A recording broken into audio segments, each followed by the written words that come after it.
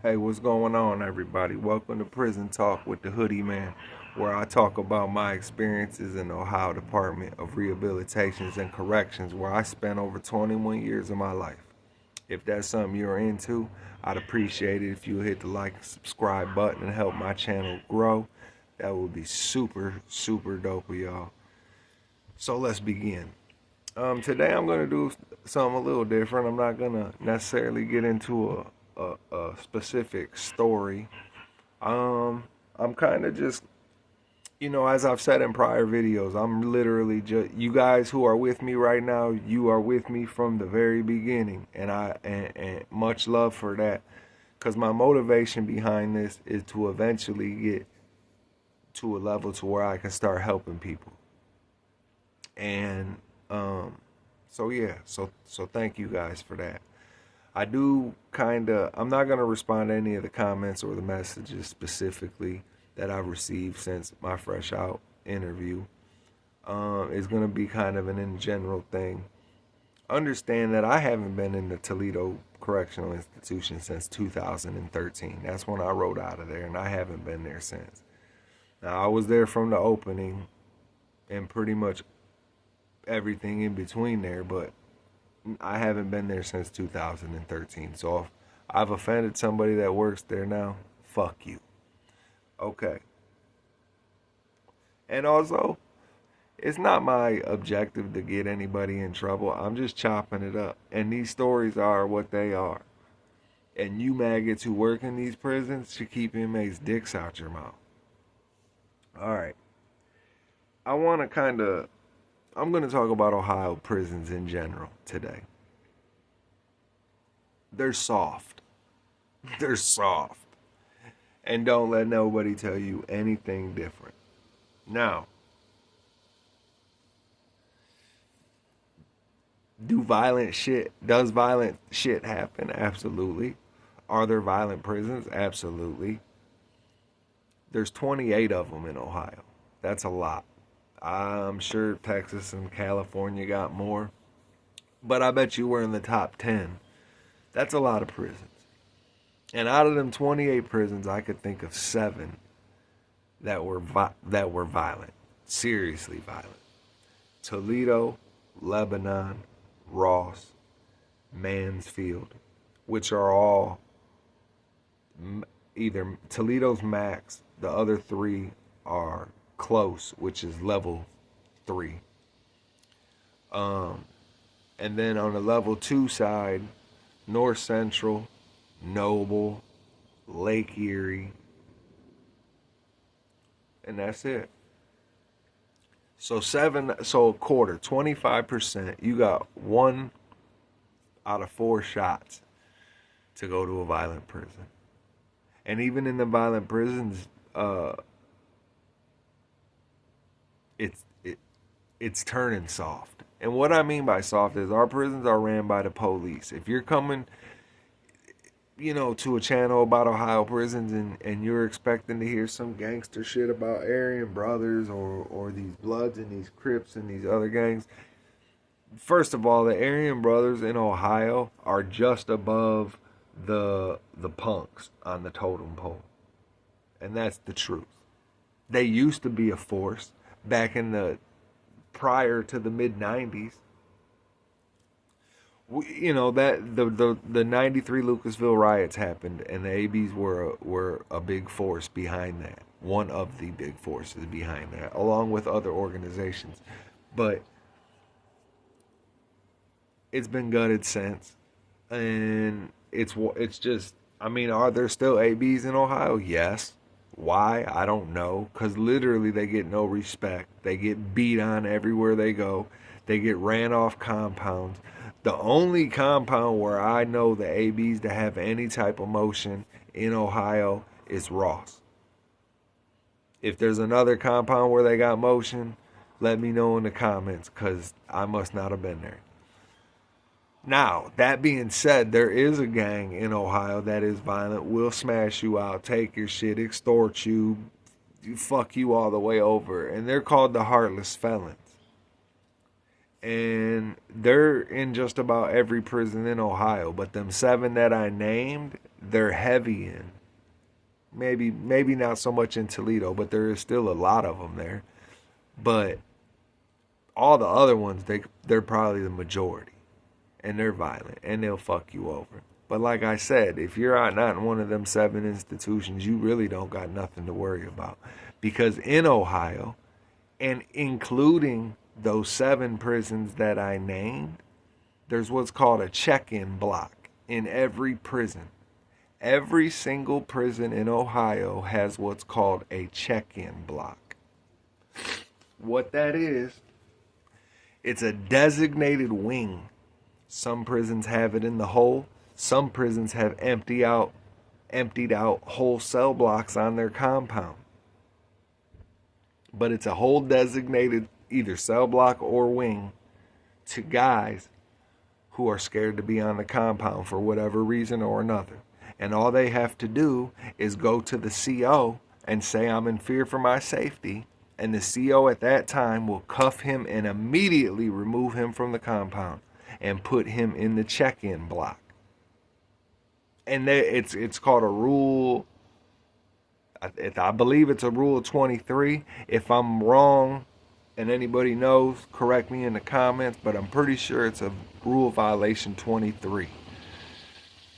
And so yeah, they'll if you're scared, if you're worried about somebody doing something to you, if somebody's threatening you, if somebody's trying to sexually assault you, if somebody's trying to rape you, if somebody's trying to anything to you, all you have to do is go. There's what's called PREA, the Prison Rape Elimination Act, and every prison has it now. And all you have to literally do is go to the CO and say, any staff member, I'm in fear for my safety.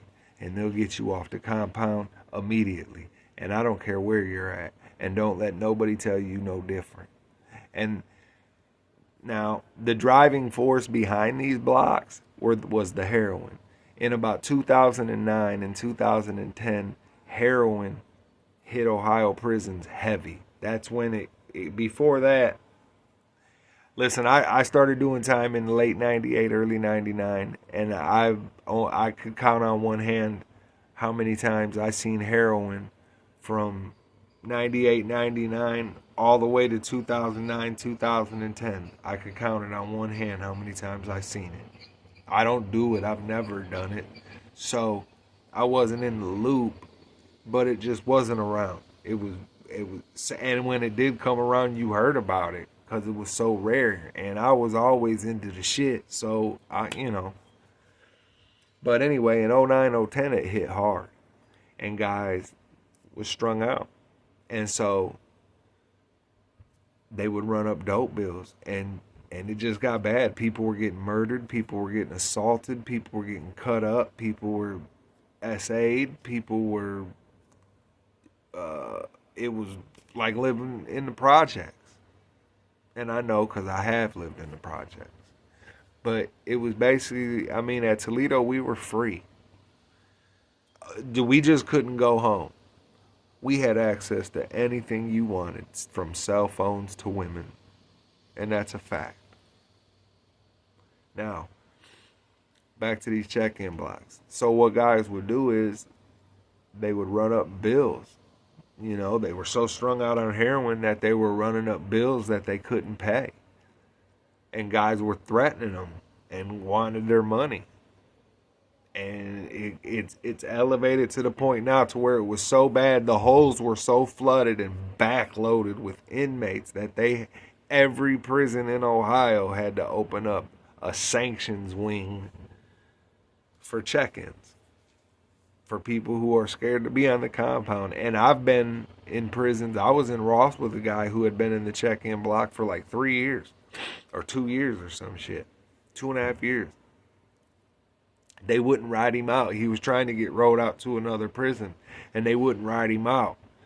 And it was rumored that the only way you're going to get a transfer is you got to make them medically transfer you. You're going to have to make them medically transfer you. They're not just going to ride you out for checking in. And so dude broke his light out in his window, and he took a piece of the glass, the plexiglass that had fractured, and he cut his stomach open and started pulling his innards out and playing with them. That was in Ross Correctional Institution. His name was Camo because he had a big ass camouflage pattern tattoo on his arm. They called him Camo. I don't remember his real name. I think he was from Akron. But so yeah. So the motivation behind this video is, one thing I'm not going to do is worry about no haters or address any hate or negativity that I might receive behind this, because I know where it comes from. It comes from hate. That being said,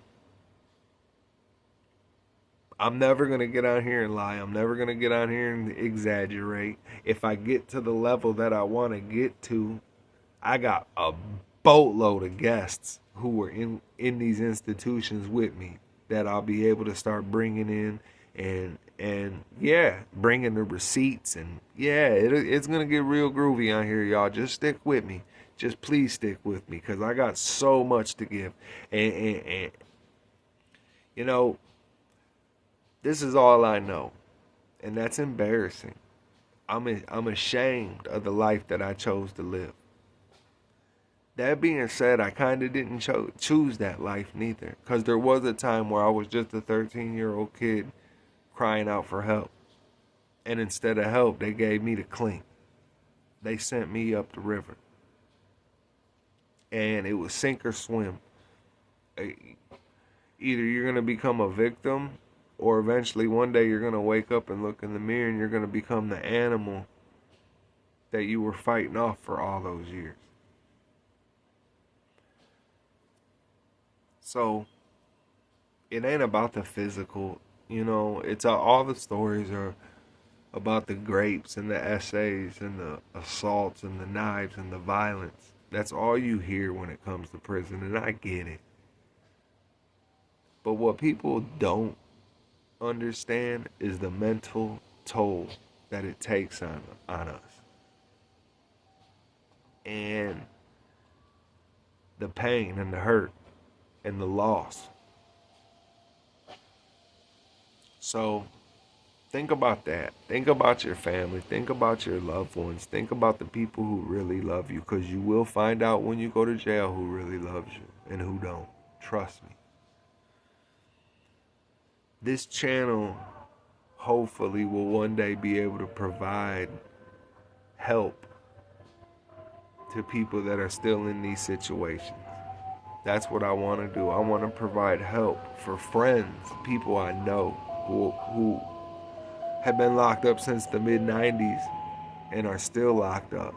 And they're my age, 45 years old, 46 years old. And still got years till they even have a chance. And they're good people. They just made mistakes when they were young. There's nothing glamorous about prison anywhere. I don't know anything about anywhere else, but I can tell you about Ohio. And I plan to use my platform to undress them. So stick with me. I'll just stick with me. It's gonna get a lot better, guys. Thanks for the love and support y'all have shown. If there's anything you want to know, any questions you have, just feel free to flood the comments, man. Flood the comments. I'll get back to y'all. I'm active on here. So again, I want to say thank you guys to all my supporters. Thanks. Much love. I appreciate it. Until next time, man, this is the Hoodie, man. I'm out.